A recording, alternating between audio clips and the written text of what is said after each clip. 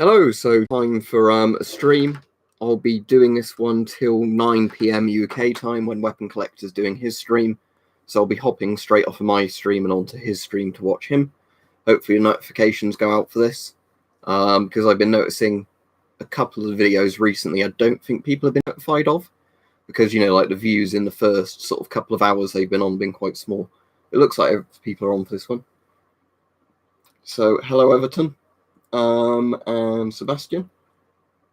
This is Yugoslavian, so technically it's communist, but it's not Soviet, because Yugoslavia was probably a bit nicer than Soviet Union in terms of. I don't like football, Everton. I just find it quite boring. If it was more like low budget, I'd like it.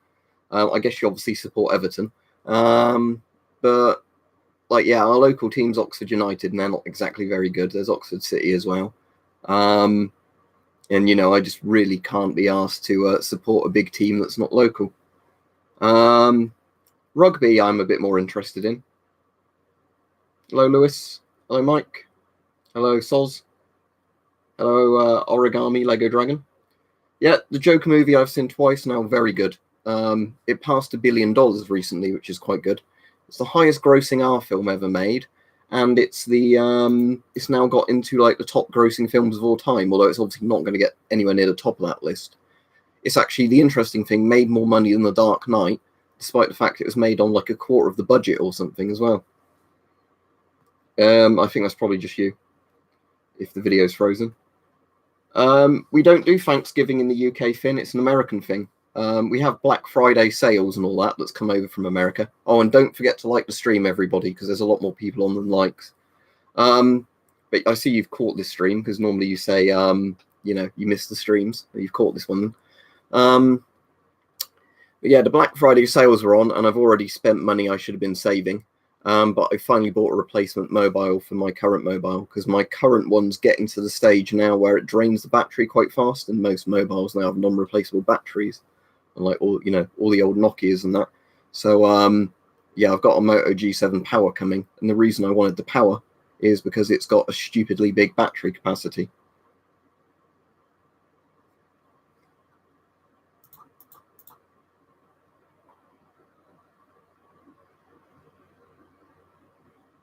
Yeah, I've got a car. It's a Dacia Sandero, so it's cheap to buy, cheap to run, works fine.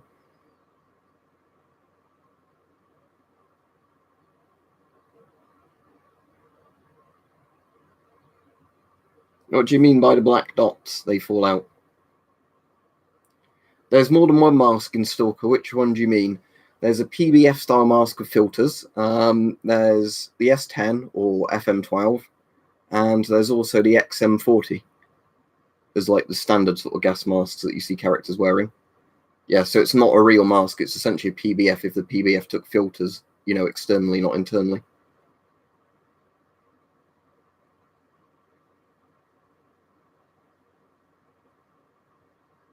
Obviously, Kevlar helmets are good as long as you get a decent quality one. This is my British Mark 7 with the Freedom patch on it and the Flecton cover. But yeah, this is a very good Kevlar helmet. But Kevlar is a bit outdated now in the sense that actual, what are they called, helmets are becoming a thing. Like the thermoplastic ones, like the US ECH and the British Mark 8 helmet, which is obviously bought under license, but that's using that technology. I'm alright, Gas Mask Boy. I was quite ill earlier. Well, not like ill, but like I had a migraine sort of headache earlier. So then I didn't really want to get out of bed earlier on, and then I felt really drowsy, you know, and groggy because I'd overslept because, you know, I didn't want to do much with a really big headache. I'm at work at the weekend as usual, but hopefully I'll be feeling fine by then. Depends what you want the body armor for, Conrad. If you mean for like police kind of stuff where somebody might shoot at them with a pistol or try and stab them, yes, very useful. For military applications, full body Kevlar is very good for protection from shrapnel, but won't obviously stop rifle rounds. Kevlar vests that have trauma plates added, the plates will stop rifle rounds, but obviously the Kevlar filler won't. So it really depends on how much weight you want to be carrying, what the armor's useful for. Yeah, it sits in the same place as usual. So machetes for modding, an Armex Tomcat 2 for tests, and maybe show other things. Do you already have a Tomcat 2, or do you have the Tron or something, Mike? I know the one you got was basically a Tomcat 2, wasn't it? The Tron, but that's the same crossbow and limb, isn't it? Just a different, like, back bit, is it? Is that the compact one rather than the one with the big cocking handle? Stock sort of thing. My favourite Soviet gas mask is the Shums, SHMS. No, I don't have any World War I stuff. Mark 6, the green one, Lewis, is awful. The Mark 6A, the Kevlar one, is fine. So, Mark 6A, ignore the visor, because you can put the visor on either one if you get the mounts. The Mark 6A is actually made of Kevlar, so it actually offers pretty good head protection. The Mark 6A is the one made of basically just a plastic outer shell with a bit of ballistic nylon filler. So this offers less protection than the steel pot helmet, and it's heavier. So that's kind of crazy to think. But see the steel pot I've got on? That offers way more protection than the Mark 6 does. It's a more convenient shape, it's lighter and more comfortable. The Mark 6 is sort of a useless helmet. The Mark 6A, I said, is fine because they upgraded them to Kevlar filler. So it actually offers protection. So, you know, with the weight of it, it is actually offering protection. Sadly, the regular Mark 6 was awful.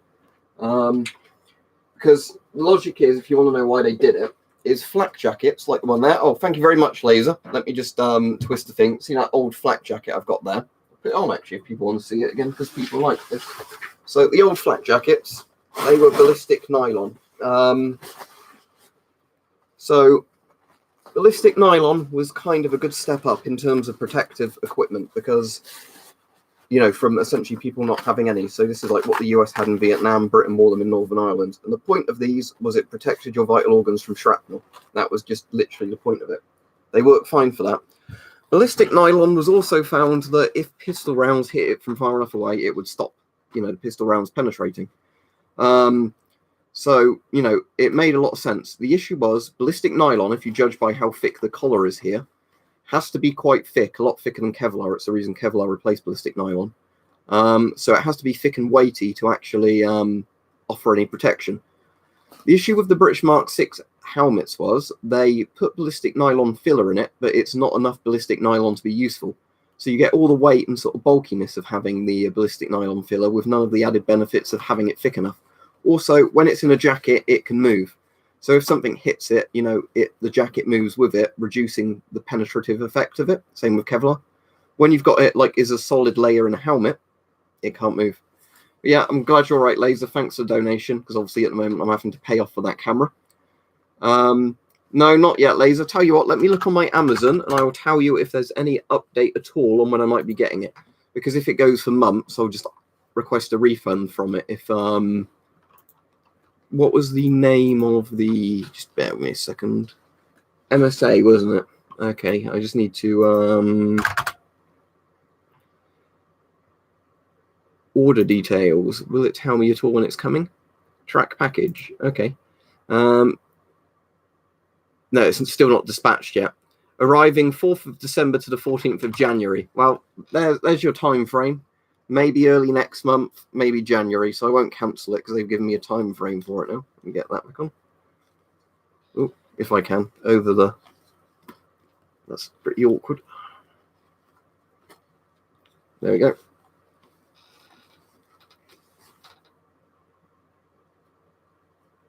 Yeah, personally, if you want one for protection, Lewis, use your Czech steel helmet.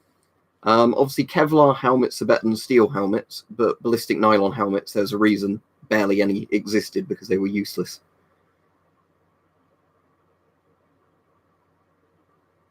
Yeah, most nations at the moment, Conrad, produce body armor for soldiers.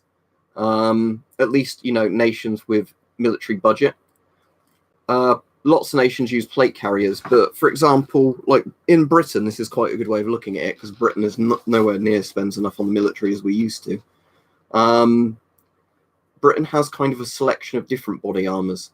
So what they've got for reservists now, which used to be a frontline sort of piece of armor, is the ECBA. Now, the ECBA has a trauma plate there and a trauma plate there. Rest of it is Kevlar filler. So even with the two trauma plates in it, the ECBA actually probably weighs a bit less than this flak jacket, but offers far, far better protection. So that will actually protect you from 762 NATO. But obviously not in the Kevlar fill of it, that just protects you from shrapnel. But for example, Britain has this as reserve armour and training armour, and then for people on the front line, they've got sort of things like the Mark 7, Mark 4 Osprey vests, and like the revision armour that's replacing those. So yeah, I think most nations probably will end up going having it. But the thing to bear in mind is, for the most part, the armour is designed to protect you from shrapnel, because the idea is in a big war, there's going to be lots of artillery and shells exploding. So most of the casualties come from shrapnel hitting vital organs, which is why helmet to protect, the top part of your head, and body armour on the chest does pretty much protect all your vital organs from shrapnel. Whereas a plate carrier is a lot more expensive and heavy. But in general, a plate carrier is just literally body armour that's Kevlar with plates over the vital organs. Yeah, cheers, Laser. There's a video filmed of the new camera tomorrow that's going on live. What I'm going to do after this stream, I'm going to set a premiere so hopefully more people see it. And it's like a 20-odd minute video with the new camera. Oh, brilliant thing, the new camera. 20 minutes of like high quality 1080p I can render using the new version of Vegas I bought, Vegas 16. That makes full use of my processor. And because the camera does a more optimized type of 1080p despite being higher quality, I can render a 20-minute video in like 5 minutes now. So yeah, I'd argue that peach groin armor is the most important. But yeah, I'll set that as a premiere tomorrow so people actually hopefully see that it's coming on. But yeah, I've still not made full use of the camcorder in that video because there were a couple of bits where, I should have gone to manual focus and didn't and all that sort of stuff. But in general, it should look a lot nicer than the old video still.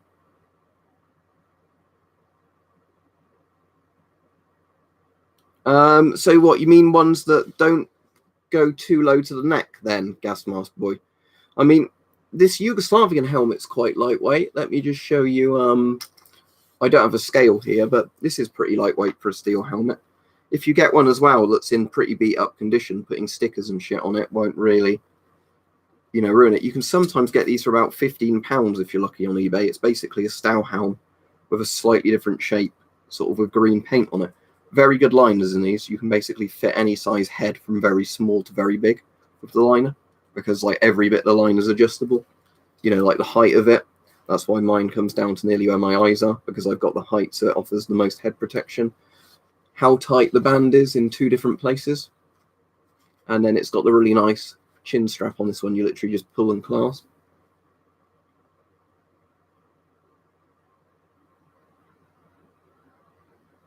Yeah, sadly, in a lot of urban places, Ghost Jesus, yeah, it is dangerous enough in certain places that you basically do need a stab vest or, like a ballistic vest.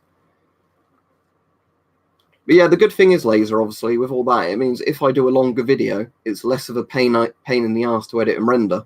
Upload still takes a while because the upload size of the video is pretty big. Let me give you an example. Let's see if I've still got the raw footage on there. Right, I have. So the video was made up of 4 smaller videos that obviously I filmed and put together. One was 1.33 gigabytes, one was 2.38 gigabytes, one was just under a gigabyte, and the last one was 640 meg. And the video size in total was 1.84 gigabyte when it was rendered in 1080p. So that gives you some idea, obviously, that the total size is smaller than the raw footage, but still quite high quality, as in like same frame rate and everything else. In terms of, I'll get you the technical stuff up. So the video was 21 minutes and 49 seconds long, 1920 by 1080, although it's technically 1080p, although it will just be 1080 when you watch it. It's 25 frames per second. Again, I think that's actually filmed in 60 FPS, so on the next one I might render it in 60, but it still looks fine in 25 FPS. Audio is 190 kilobytes per second, 48,000 kilohertz sample, 2-channel stereo, because there's a different bit for each of the microphones. But yeah, that. So it takes a while to upload, because I'm still going to be, like every 10 minutes of footage is probably a gigabyte once I've rendered it, or more if I up the rendering quality. But yeah, in terms of obviously, practicality, it's much faster to render at least, and that's the nice thing, is because the render process is when you're most likely to get a glitch with rendering and you have to re-render it, or a crash during render.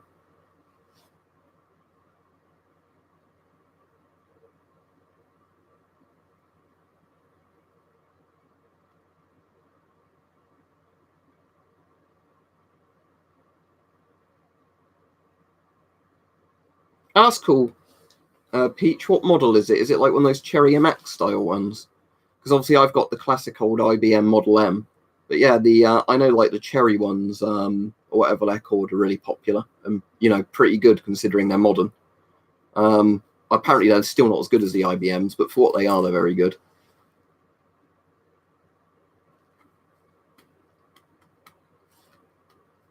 Yeah, you can always fit a new liner to an old helmet, Gas Mask Boy, if you're really wanting to do that as well. Another thing you can do, obviously, is if you get a helmet cover, you can modify the helmet cover, which sometimes seems a bit less drastic than modifying a helmet. Why do I look so different? Because I've got a tash on? That would be the only major difference, I think, at the moment. Although some people on the Discord were posting pictures of me earlier from, like, videos from 2013 and stuff where I'm full hungry skeleton mode with long hair, which looks quite funny. Yeah, that's a very good price for it, Peach. The thing is, even the most basic mechanical keyboard, you're gonna like a lot more, I think, than using, you know, non-mechanical keyboards, because I absolutely hate now when I have to end up using a regular keyboard, just how, like, if you type too fast, the keys stick, you know, and all that sort of stuff. Whereas, you know, like proper mechanical keyboards have really good feedback when you're typing. For people who've ever played piano, it's like playing a proper piano with weighted keys. You know, the harder you press down on, the louder they are, and, you know, you can feel the sort of tension in the key. Comparing it to a cheap sort of organ, you know, like keyboard kind of thing, where it just has the little lightweight plastic keys where you can't address how much force you do it for the loudness of the note. That's how basically a keyboard feels in equivalent. You know, a mechanical keyboard is like using a proper piano where there's weight to every key, whereas modern keyboards are like using plastic, you know. Modern trench knives are definitely illegal. I imagine old World War One ones are considered, like, due to the age of them, antiques. But yeah, hello to everybody just joining. Don't forget to like the stream, because at the moment it says 22 people are on, 13 are watching. Also, something I'm very happy about, I don't know if the guys in the chat that, weirdly enough, as a coincidence, asked me about it yesterday. You know the US CDV Geiger counters, the CDV 700s? Somebody on UK eBay had a Model 6B for sale, £110 buy it now, or £75 on auction. And it was the Geiger counter in really good condition, just a couple of scrapes to the paint, fully working. The headphones were with it, the carry strap was with it, and the like, he bought one of those additional plug-in speakers for it, so it clicks really loudly. That was all there for £110, so I bought that, like, you know, that. Because, and I know a load of you have really wanted me for ages to get one of those old American Geiger counters, but sadly, because they're US export banned like everything else. I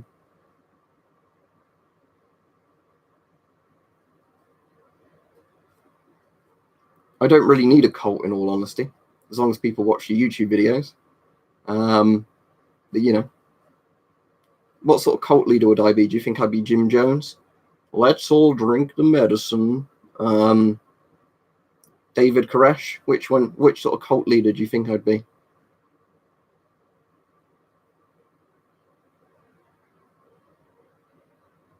The Japanese bloke who did the nerve agent attacks? Maybe that one?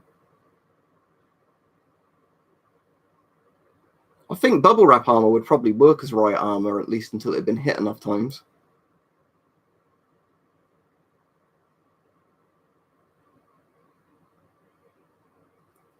So you don't actually need one then that actually offers protection then.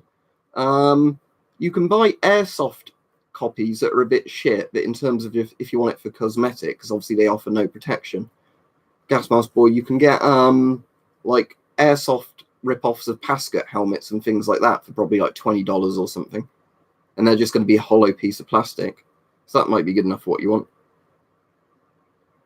Where are you looking Finn, is that a gal in the background? If you mean a girl, I don't think there's a woman behind me other than the ones on the posters. There's a fowl. Hello, a troubled man, you alright? No, Richard, I mean, I wouldn't surprise me, because when I said organ, I obviously meant like cheap plastic keyboard type ones, not like church organs and proper ones like that. Yeah, I was a bit ill earlier, but I'm feeling all right now. I think now I'm doing a stream, it's making me a bit more alert. But I just had like a migraine headache kind of thing earlier. And then I didn't really want to get out of bed, so I overslept. And, you know, then when you get up, you feel groggy and horrible. So really what would have been best if I just got up straight away and took some paracetamol or something and just did something quiet. But if you mean whole body, there's, as far as I'm aware, there's no bit of armor that covers your entire bit of body other than if you were in something like a tank. In terms of like as plate carriers, it's going to depend on what weight you want and how big you want the trauma plates to be. Because the problem is, again, the bigger the trauma plates, the more weight of the vest.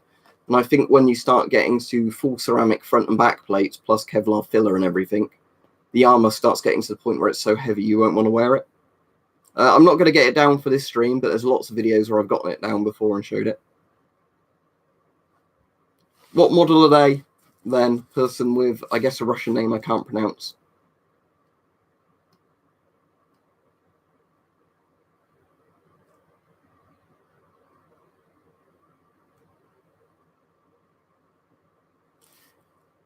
Best shield. In terms of best shield, I like the round riot shields compared to the full ones, because I've got a full one. But the thing is with the round riot shields is they're quite maneuverable. So like with this, you can, you know, put this up and down quickly. Whereas the, you know, maneuver it around. Whereas the full size riot shields, like the other one I've got, the issue with that is it catches air a lot, so it kind of drags when you try and spin it around because of the big surface area. And although it's not heavy, it is a bit cumbersome just due to the size of it. I mean, full-size riot shields obviously offer better protection than these size, but I think for most people, a riot shield like that would be a lot more practical if they ever had to use it for anything, especially because if you're using it with a sword or whatever in one hand, you can do it with this one. With the other one, it's very impractical trying to just use that big, you know, size shield with one arm and wield a sword with the other, because with this one you can actually kind of do that where you can't with the other one.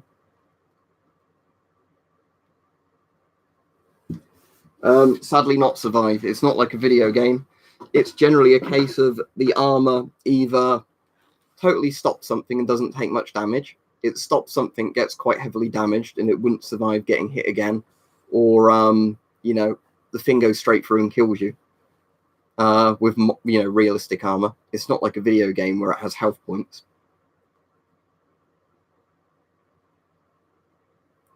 Oh, that sounds good, Laser. You take in any particularly cool equipment? You have to let us know how that goes along, but it's always quite interesting, isn't it, field testing certain bits of gear.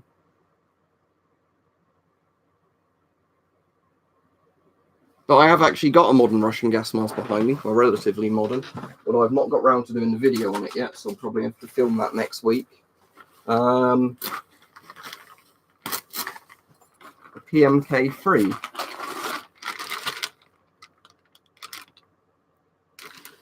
Which has a nice strong new rubber smell to it. But yeah, this is the weird one where it doesn't take conventional filters, so it's a bit strange like that. No, it's not Vietnamese, it's Yugoslavian. A lot of commie countries used red stars. Yeah, unfortunately, let's have a look.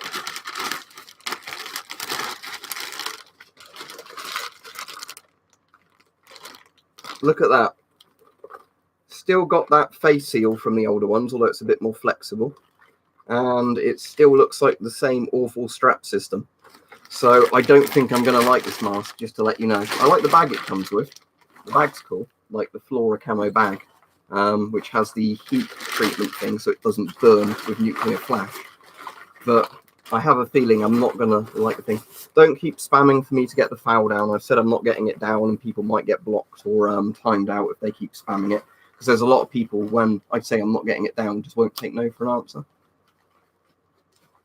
What, like the regular PMK or the PMG2 or the PMG, or because there's a GP7 I've got up there. I've got the standard PMK as well, as in the PMK1. I've got a lot of like Soviet era Russian masks. But yeah, if it's a Soviet sort of mask, I most likely already have it. The only Soviet masks I don't really have are like the rarer ones, like the rocket refueling ones and things like that.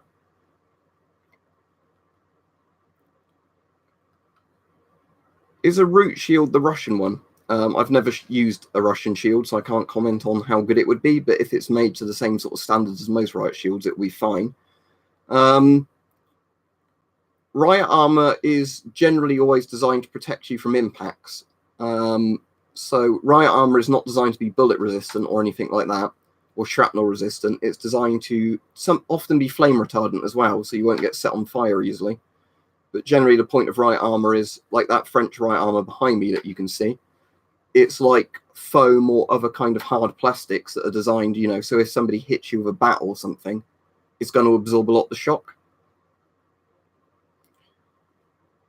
That would have to be very far in the future, I think, for GP5s to be rare.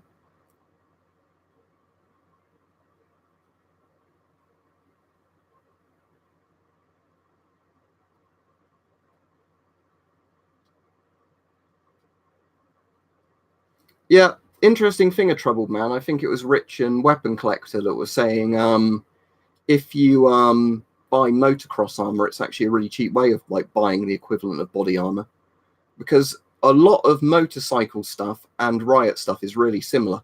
Like riot helmets are essentially motorcycle helmets that have a big visor rather than the smaller one. You know, and they often have the neck protector at the back as well, but otherwise they're pretty much the same thing. And obviously a lot of riot armor is very similar to sort of motocross type armor.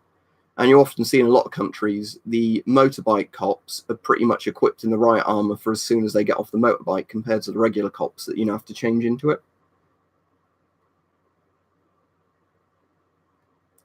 Yeah, especially, Mike, if you don't need it for being on a motorbike, because obviously if you're using it on a motorbike, I imagine, you know, you're going to be a bit more concerned about how protective it is if you fell off at speed. Whereas if you're using it as like improvised riot armor, it's not going to have to offer the same level of protection, because obviously you're much more likely to die, I'd imagine, from falling off a motorbike at high speed on concrete or whatever and skidding along the floor than you are from somebody hitting you with like a bat or a plank of wood. Oh, that's good to know, Laser. Hope you enjoy buying a lot of motocross stuff for protection then.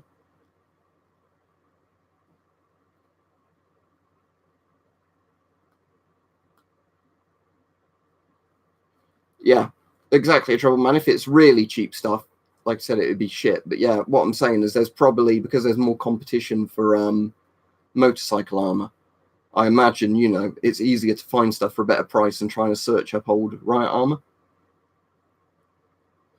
But yeah, Tactical Pirate, I think it depends totally, doesn't it, on the brand of it and how good it is. But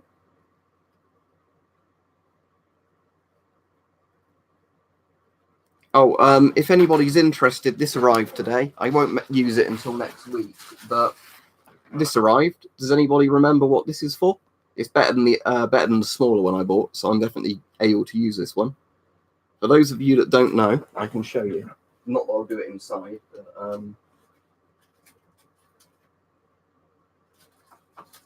what it's for. No, actually not for lead. So you get this, put a thorium lamp mantle in it. Ooh, that one wanted to jump out. You put the thorium lamp mantles in it. You use a jet lighter, you know, blowtorch, whatever. You melt them down into thorium dust. Pour them in a test tube like this one I made earlier. And then you get loads and loads of radioactive thorium dust.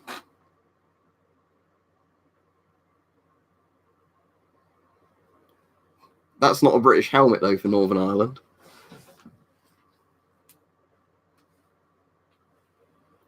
Where am I going to pop this one out? Put this back in its box. But yeah, for those of you that haven't seen it yet, so a standard one of these thorium lamp mantles.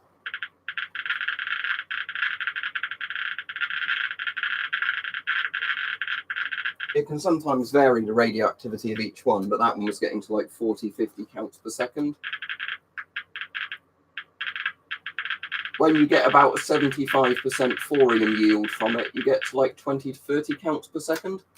So obviously, as you can imagine, when I get that totally filled up with like 7 or so burnt down thorium lamp mantles, that should be pretty radioactive.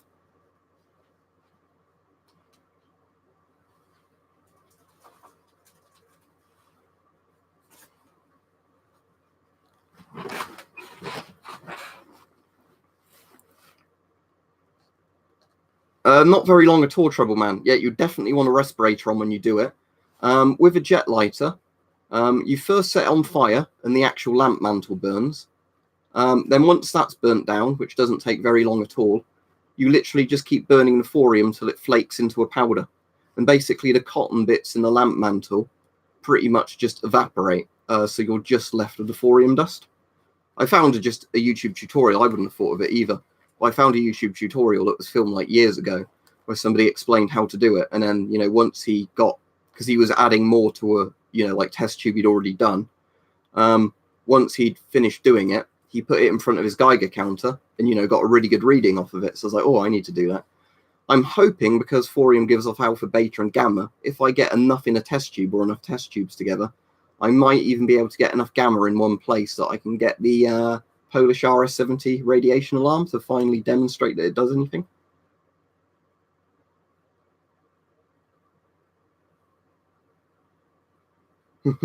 Yeah, moderating with an armoured car would be quite fun. The weird thing is, in the UK, despite all the rest of the laws we have, the laws on buying old military armoured vehicles are very lenient, which, surprises me, but, it's a good thing that they've not clamped down on that, because there's no need to, but, as long as you're putting rubber tracks on it, you can buy a tank and take it on the road, and if you've got a shotgun certificate, you're allowed to have a tank with a functioning smoothbore gun on it, or whatever.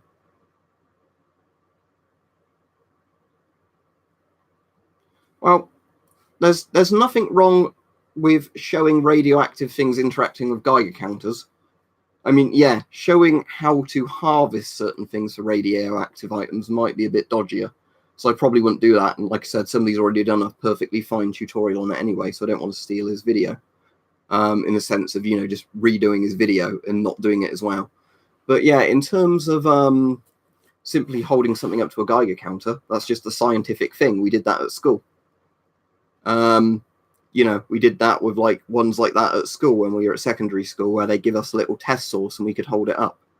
But yeah, I enjoy doing it a lot more now I'm out of school, because I can play with things that are a lot more radioactive, rather than just a scientific Geiger counter. And you'll probably not find one on its own. Clorox, you'll probably have to buy another full M65 and scavenge it for parts, or just use that one instead.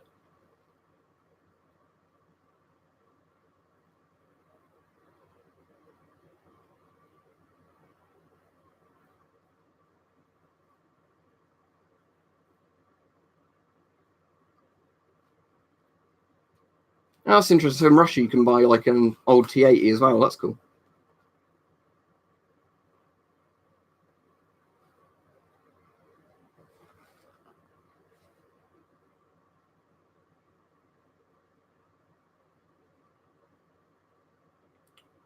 As much as Fleckton is a really good camo, I do really like Stricton, of course, Blumenthal, but Shot Zombie isn't on to hear me mention it, so he'll be disappointed. But in general, West Germany, I think, just because Fleckton is actually Fleckton, like on that helmet cover there, is actually a very, very good camo. Whereas the problem with East Germany was, like, for example, as good as Stricton, however it's pronounced, was, it wasn't really disruptive. If East Germany had done Stricton, but had got like a variant of it that had like a 2-color palette, say like one half being brown splodges, the other half being green splodges with the rain on it, that would be a really, really good camo. But sadly, they only did it as like the one-piece kind of camo, which meant that from a distance, you turn into a silhouette quite easily. That French right armor, that's legit old stuff. All the labels on it are French. And if you hit it, it protects you when you wear it. Like the modern French armor's all like plasticky stuff. That's the older like 90s stuff, I guess, which was all foam. But that looks kind of more sci-fi and cool, I think, where it's big bits of bright orange foam. Like in layers on kind of fishnet stuff. Whereas the modern stuff is just like, you know, where you put loads and loads of like little shin pads on, basically, with Velcro straps.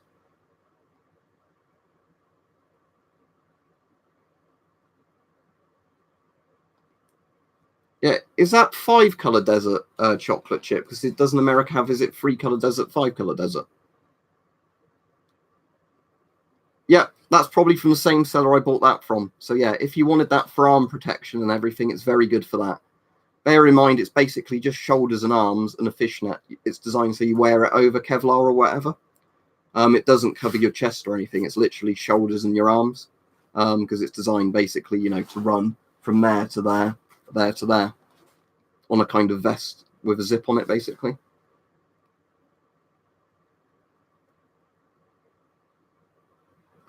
When you say blackout lenses, do you mean ones like anti-flash lenses? If so, no, but I guess you could just use sunglasses lenses that are very dark for the same effects. That's all they are.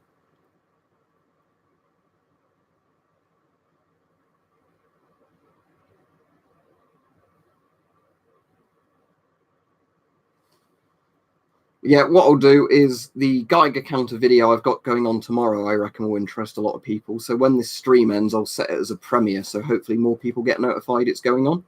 It's one of those don't try this at home ones, even though I did, where I was using military helmets. And this helmet was actually included in the video, and it was testing how well different military helmets block beta radiation.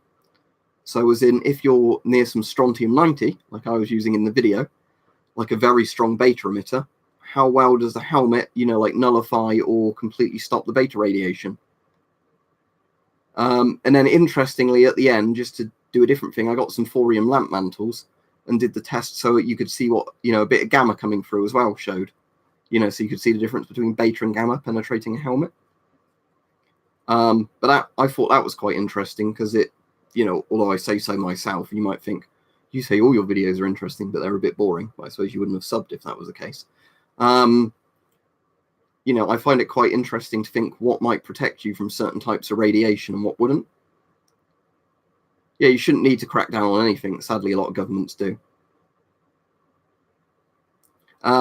Also, a funny thing, this is in an upcoming video as well. This ballistic nylon armor, due to the thickness of the ballistic nylon, as much as it's not as good as modern Kevlar stuff, it is better if there's radioactivity near you, in terms of like blocking more from getting through than Kevlar does, just due to, you know, like the thickness of the materials. Because I think the thing people forget with radiation is, as much as like you need lead and thick steel to block gamma rays, anything between you and the source will nullify some of the effect. Because, you know, obviously it's slowing it down, having to interact with material. Oh, yeah, good suggestion, Richard. I'll definitely do some of those again at some point, Clorox. I haven't done any in a while just because I've used banana oil as and when I'm doing like my initial reviews of them. But I definitely will do some more of those in the future because I've got a few masks I've not done it with yet. Well, Kiev isn't in Chernobyl, is it? Chernobyl and Pripyat are the ones in the Chernobyl region, like the exclusion zone. Should hopefully be going on holiday there next year. But I'm going to have to try and contact a different holiday company now because the one I contacted before never got back to me. So, yeah, well fucking done to them.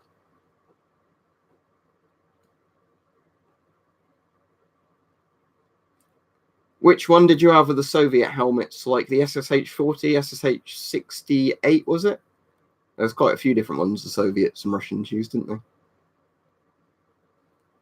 Over periods of time survive, genes can be screwed up by radiation, meaning animals are born, you know, like with defects and that, and humans, but it doesn't cause people to suddenly, like, sprout extra limbs or anything like that. No, it's a very nice nature reserve in the sense, some guy, because, you know, humans aren't messing about with the animals there anymore. So there's, like, some quite rare species of deer and things there now.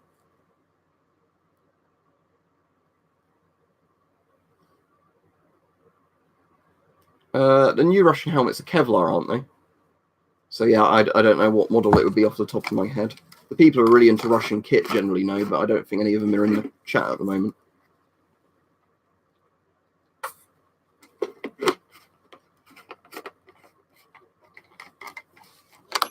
Yeah, this is an old Yugo helmet, if you didn't hear me saying earlier anyway. The ones where they basically just copied the Stow helm, I think changed it ever so slightly, made it green, and then put a much better liner in it.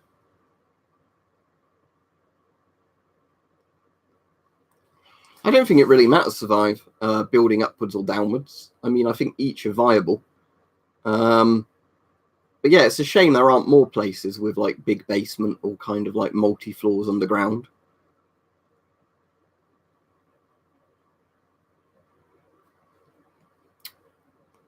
But yeah, I'm definitely going to do some more videos soon with Geiger counters and gas masks and like other bits of clothing. Because what I'm really fascinated by now, and this would be useful videos for like preppers and stuff, is what clothing cuts radiation doses down the most. Because that's something that's really interested me now. Is, you know, the idea that other than like making Chernobyl liquidator armor with lead, you know, knowing what could potentially massively lower your dose, even if you had to go out somewhere that was radioactive. The PMK3 I literally just showed, if you missed it. I might stream some Stalker again at some point, but I'm not really a Let's Play channel. So yeah, PMK3. And I've not set that up yet with the filters or anything.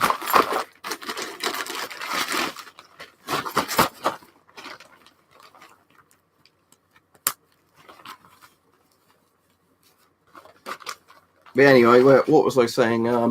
So what I want to do is basically putting Geiger counters inside gas masks and measuring how much beta radiation penetrates the gas mask. Because obviously a mask is only going to protect you from inhaling fallout. But what I want to know, and it would stop alpha, because basically any gas mask would stop alpha. What I want to find out is testing different masks to see, you know, like how good different models are at cutting down the radiation dose that gets through the mask. And then I also was saying I want to do one on different types of clothing, where you use the same radiation source on the outside of every bit of clothing, but, you know, use a Geiger counter to measure how much radiation's penetrating. So trying, you know, like different coats and things. And I specifically want to do it with like non-military clothing. Well, there might be some surplus in there, but not like armor, because I want to see out of like regular household clothing, you know, like with jumpers, raincoats, you know, like winter coats and stuff like that, you know, what they'd work with. What I did find out from an older video, and I'll obviously be repeating this and testing new ones, is older masks with glass lenses block more beta radiation than ones with plastic lenses. So that is an advantage to old glass lenses in masks. As much as they're more fragile than things like polycarbonate, they block more radiation getting through. All right, see ya, Nite, if that's how I pronounce your name. What have you linked to, Peach? Let's have a look. Oh, the keyboard. Yeah, that looks nice. It's got the light up bits as well. Yeah. $52.99 for that doesn't look bad, especially like you say if it's mechanical. Because I think even a low-end mechanical keyboard is going to be miles better than, you know, regular keyboards, because regular keyboards are just awful once you've used a mechanical keyboard. Yeah, looks all right. Let us know how you get on with it, because then if you get on all right with that and it doesn't go up much even after the Black Friday stuff, I'll probably end up recommending that to people if they want, you know, like a good keyboard but not.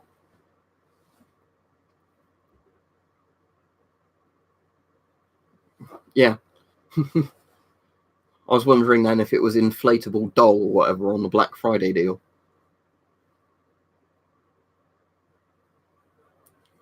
I've seen things before like that on eBay, Clorox, but I don't think they're like official things. I think it's ones where people have welded together like different metal bits.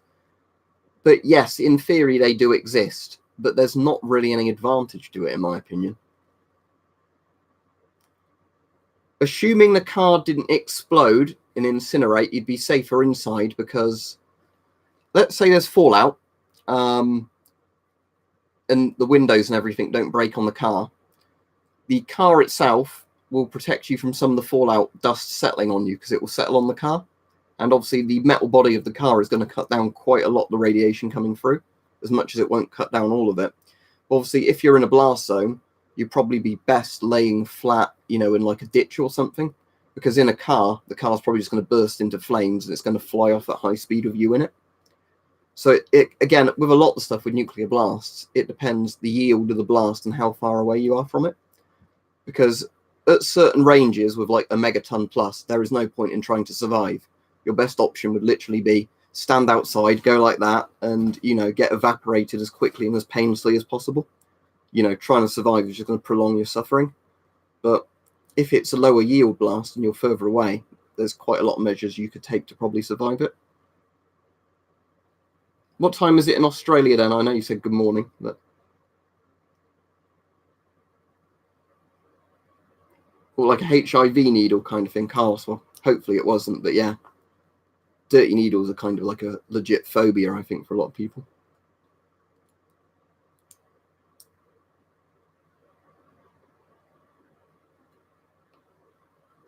All right, it's 8:41 p.m. here at the moment, so I guess you're like 11 hours in front of us. Yeah, if you're in an armored military vehicle, especially a tank, your survivability in a nuclear explosion goes up quite a lot. Well, that's the problem if you have a black market for things like that and it's not a regulated industry. It can be cut with all sorts of horrible shit.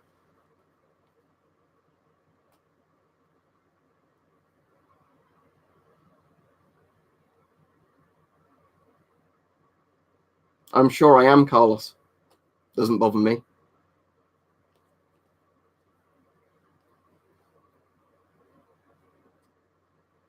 It means I'm not a boring person, really, doesn't it?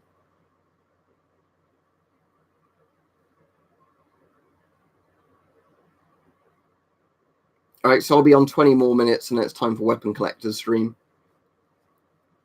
So if anybody has anything interesting to talk about, we might as well talk about it while I'm still on. But as said, there'll be a video tomorrow at 5 p.m. because I've started now doing some videos on Saturdays, just, you know, because I think more people end up watching them. Yeah, I'm in England. Yeah, exactly, Mike. You know, because you get two opinions, really, and I don't really agree with either extreme end. You get the people who say if you've got nothing to hide, you know, you shouldn't fear anything. And well, yeah, but I still don't like the idea of lots of surveillance and lots of things, you know, being outside of your consent sort of thing with stuff like that. And you also get the people who are like, oh, any kind of surveillance, whatever, is bad. Is to be honest, I think as long as you're being sensible, it doesn't matter. But, you know, you still ought to be a bit cautious of what information some people might have.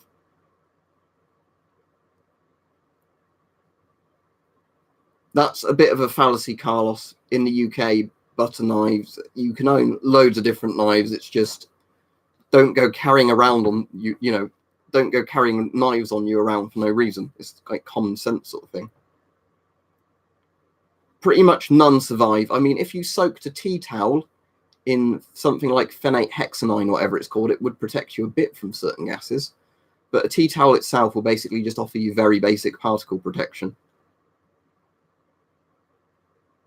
Yeah, exactly, a troubled man. It's that kind of thing, isn't it? That,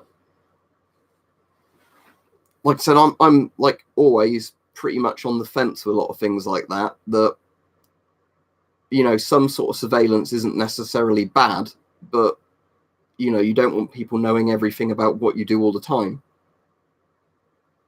Sinful helmet, it's a lovely Yugoslavian helmet, which is basically a Stahlhelm in green, with one of the best liners I've ever seen on an old steel pot. If you've not seen these liners, you've got an outer and an inner adjustable band for tightness to your head. You've got this adjustable bit for how deep, you know, the helmet sits on your head, and then a very easy to adjust strap. So you literally get the helmet, put it on, get this bit, pull each bit down, do those clasps up, and the helmet is tight on your head.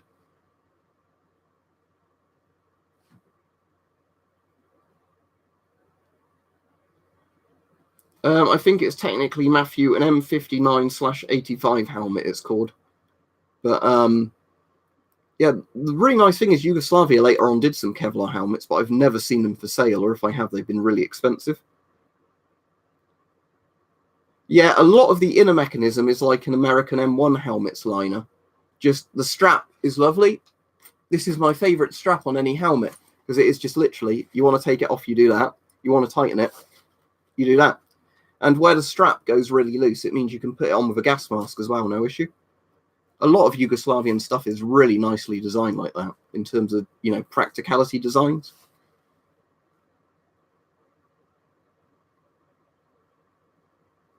Well, you might even see them in gangland stuff survive. Like gangs essentially going full medieval warfare on each other. Wouldn't surprise me at this point.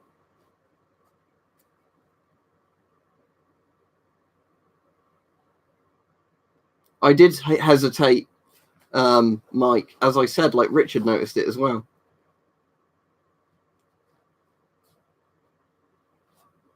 Yep, the SLR's always there on the wall. Sadly, I don't get it down very often, though, Matthew, just because it's a pain with all the other stuff to put back up without knocking stuff, and damaging stuff.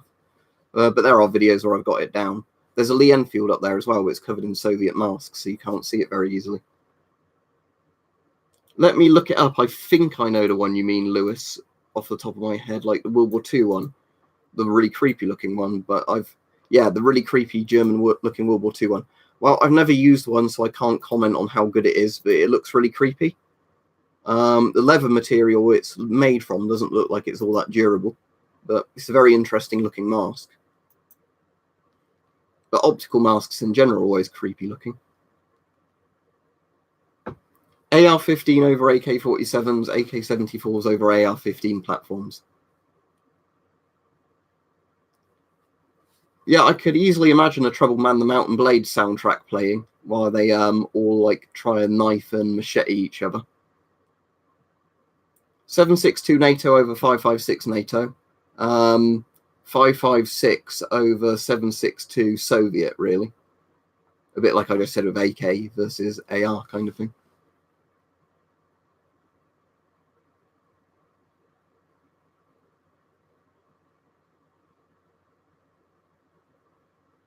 What do you mean, what that track, Peach? Do you mean music? I was on about the Mountain Blade soundtrack. I've used a couple of those in like halberd videos and things like that.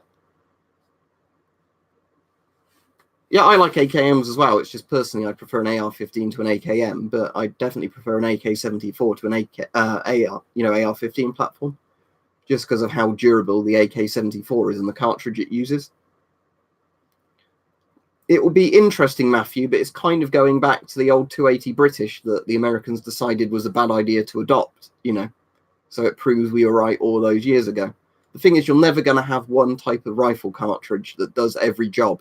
You are going to need a mix of rifle cartridges because, you either go for something low recoil, essentially low power, which means you're very limited on range and penetrative ability of the cartridge, or you go for something like 7.62 NATO or above, which shoots longer range, penetrates well, but the, rifle has more recoil, the ammo's heavier and all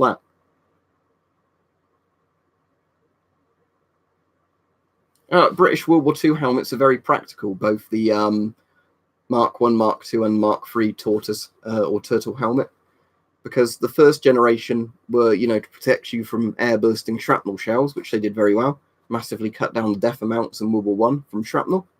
The later generation obviously was a contemporary of all the other full-size steel pot helmets.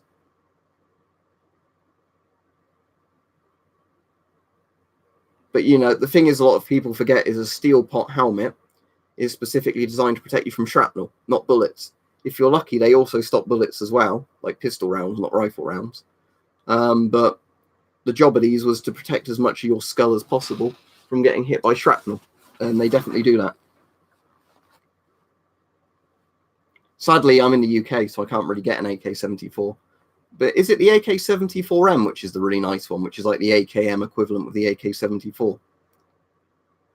But in general, I just like AK-74s because they're just a better cartridge, really, than the AK-47 type.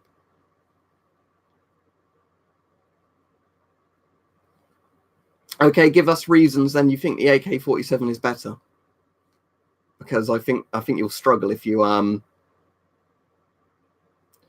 considering Kalashnikov invented both the AK-47 original and the AK-74, unless you're just taking the piss. That's not really the case. Yeah, watch videos of people shooting AKMs versus like AK-74s full auto, or in like quick bursts, and like what a Trouble Man says, more barrel wobble and all that on an AKM sort of platform rifle, and accuracy over long distance is better on AK-74 because it's just a better design cartridge. Exactly, Matthew. Because the thing is, when people argue 7.62 NATO versus 5.56 NATO, there's more pros and cons to each cartridge there. When it comes to AK-74 versus AK-47, like 7.62 by 39mm versus 5.45 by 39mm, the AK-74 actually has better range because it's still got the same amount of force behind the cartridge. It's just a more aerodynamic cartridge that's lighter.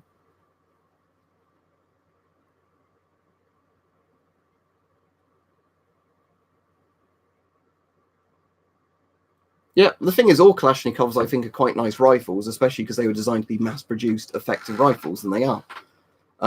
It's just, when people give you a list of what you could pick, you're probably going to pick what's best on the list, not, the one that is good enough for most people.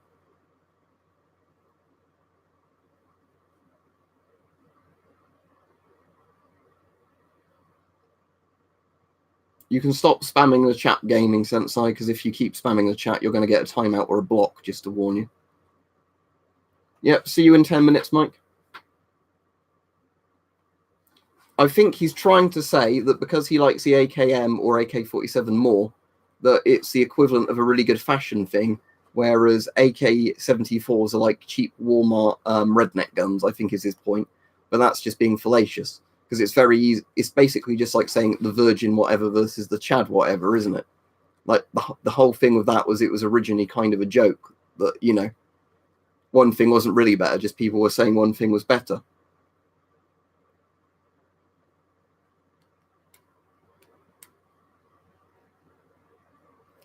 Thank you, Mike. But yeah, I'm not spamming the chat, even though I keep spamming the chat. Yeah, is there any more of a meme gun survive than the Gold Desert Eagle? Probably is, but maybe Gold AKs. But the funny thing with the Desert Eagle is it was invented originally, wasn't it, as like a big game hunting pistol. And then people seem to think it was just a really effective, like, tactical pistol. But it's like when Israeli, was it IMI that designed it? Like Israeli Military Industries or something like that designed it. Right, if he does it again, Peach, he can have a full block, can't he? What I was going to say is that I think because they did it in a load of different things, it was like the 50 Action Express, which is kind of like the meme caliber for it. Because I think they did it in things like 44 and 357 as well, didn't they? And those would be a lot more practical, I imagine. But the thing is, with a lot of those cartridges, you think, why not just have it in a revolver that's more compact and always going to be more reliable than an autoloader?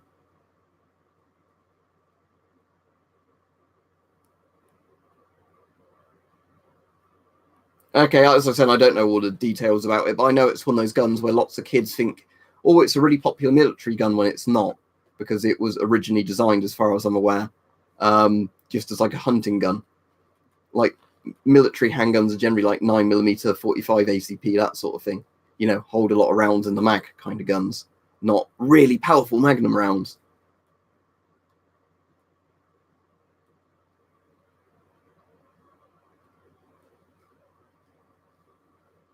Postal England are making some very weird comments. Now, MG3 is in a different caliber, isn't it? 7.62 NATO rather than the German World War II rifle caliber, but they're pretty cool. I like the Yugo rip-off as well, the MG whatever it was called, which was Yugoslavian machine gun.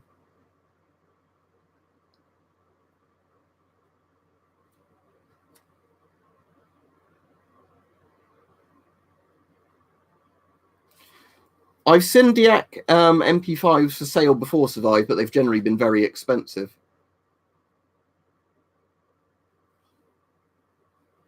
Pretty much every side in Yugoslavia, when it broke up, used whatever equipment they could get hold of. A lot of it was AKs as well, so it doesn't really matter, does it?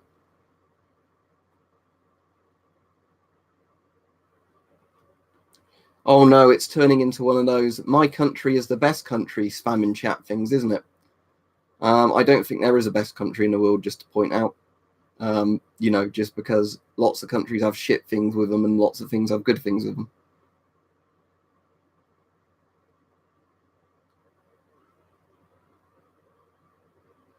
Yeah, exactly, Richard. You need it's like there's a lot of Paul Harrell videos and similar, isn't there, that explain the science of this quite well. But generally, with most firearms, for certain cartridges, you need a certain barrel length to make full use of like the rifling and pressure of the thing. All right, Postal England, because you're a crazy conspiracy theorist, you can go. As much as it might be funny to read your opinions, you're probably going to start blaming the Jews and being anti-Semitic eventually, you know, that sort of stuff, which just pisses people off. So, you know, goodbye. I don't have time to live in your crazy fantasy land, I'm afraid. Yeah, DIAC launchers, weirdly, a Trouble Man, end up being a lot cheaper and, you know, kind of, you get more for the money, don't you? Let's see what D&B Militaria has on at the moment. D&B Militaria. I shouldn't be looking, because if they have something at a good price, I want to buy it. And I've spent way too much money this month on a new camcorder, a new phone, a new Geiger counter. They've got a Martini Henry for £850. Fuck, I want it. And it's not deactivated, it's just obsolete caliber. But I shouldn't look, should I? But anyway, we're going to look at MP5s, won't we?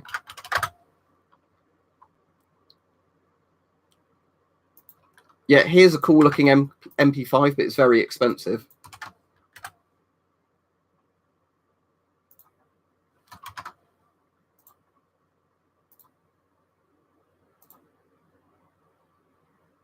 Right, and we've blocked the other crazy conspiracy theorists who was literally saying the Jews are behind everything. So, you know, there we go.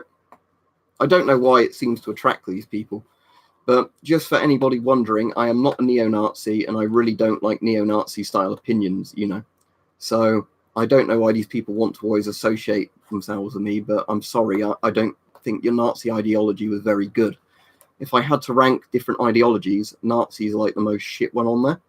You know, like Stalinist communists are only barely above it, but they are even above it.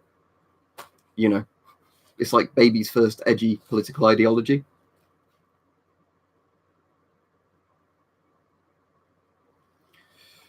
Again, if they bought it, it's their choice, but I hate people who destroy surplus. I got really annoyed last night. I'll tell you what I found. I'll show you a picture of it that really, really annoyed me. Let me see if I can find it again. What was the name of the Civil Defense CDV, isn't it? Let's see if I can find this abomination. I know these CDV Geiger counters are common in America, but still destroying them really annoys me. Right, where was it? Where is it? Where is it? I saw one the other day. Here it is. Right. Whoever made this, I'm very, very disappointed in them. Yeah, the one I sent on Discord. They've taken a yellow CDV Geiger counter. They've spray painted it, and not very well, a silver color, because you can see that's that. They've not even spray painted the nuclear ionization symbol on there very well. And they've replaced the very big, easy to read screen with a tiny digital display for some fucking reason. I don't know why. Because even if the digital display works, it won't give you as much information quickly as an old analog needle display.